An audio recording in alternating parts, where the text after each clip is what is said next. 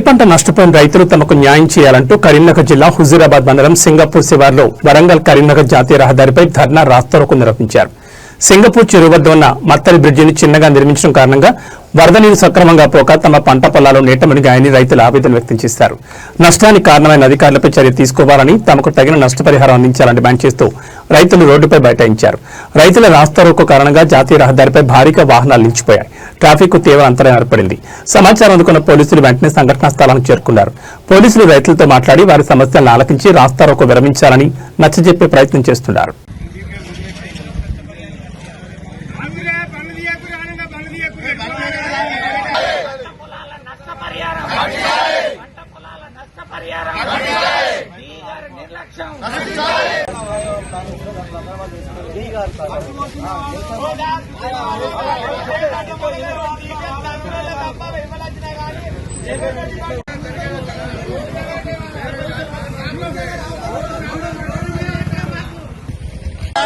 National highway authority ఇంజనీర్లను suspend చేయాలి. National highway authority officer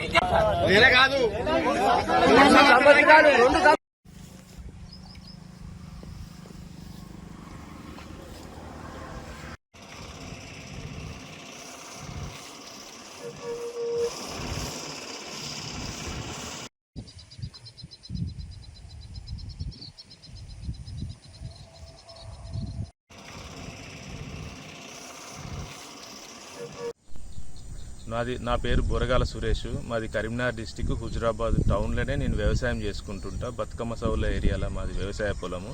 నేను ఒక 3 ఎకరాల వరిని సాగు చేస్తున్నా. రాత్రి కురిసిన భారీ వర్షానికి, అత్యంత దారుణమైన భారీ వర్షానికి ఏమైంది అంటే అసలు నీళ్ళు వచ్చి నిలవడం కాదు, మొత్తం నీళ్లు దాని నుంచి పారుకుంటూ పోయి వరి అనేది కనబడతలేదు. ఇప్పుడు అసలు నేను నా వరి ఎక్కడనే, నా పొలం ఎక్కడనే నాకే కనబడకుండా అయిపోయింది.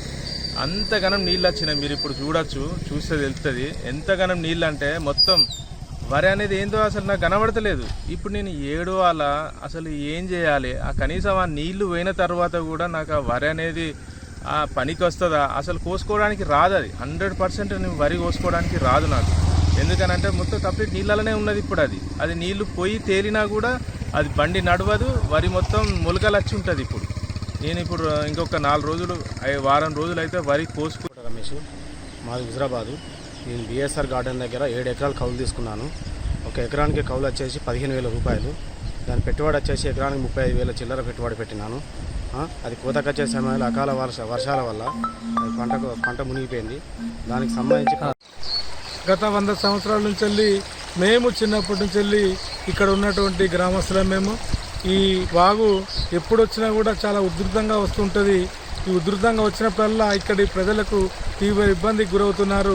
మరి చిన్నగానే కట్టిన బ్రిడ్జు, రోడ్డౌన్ లెవెల్ కట్టింది కనుక ఆ బ్రిడ్జ్ కాకుండా దాని మీదనే పెద్ద బ్రిడ్జ్గా నిర్మించి, హై లెవెల్ బ్రిడ్జ్ నిర్మించి మరి ఇక్కడ స్థానికులందరికీ కూడా న్యాయం చేయాలని చెప్పి కోరుతా ఉన్నాము.